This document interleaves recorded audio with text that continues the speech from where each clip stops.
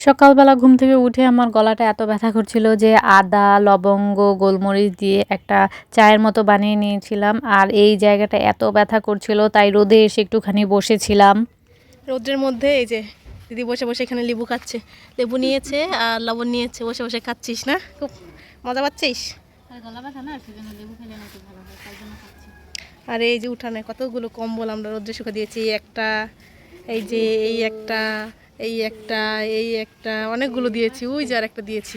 পুরো উঠানটায় আজকে আমাদের কাপড়ে ভরা। দুপুরের পর থেকে আমার হঠাৎ করে জ্বর চলে আসে আর আমি এই প্রথমবার জ্বর মেপেছিলাম। জ্বর মেপে দেখি যে 101 জ্বর। গলায় এত ব্যথা ছিল যে ঢোক গিলতে পারছিলাম না, সেজন্য গলায় একটা ওড়না পেঁচিয়ে নিয়ে শোবো ভেবেছি। আর এখানে নিয়ে নিয়েছি অনেকগুলো কাঁথা বালিশ। কাঁথা নিয়েছি প্রথমে, তার উপরে চাদর, আর তার উপরে হচ্ছে আরও একটা চাদর গায়ে দিয়ে আমি ঘুমাবো ভেবেছি আজকে। আর প্রচণ্ডই শীত করছিল, অনেক বেশি জ্বরও ছিল। প্রায়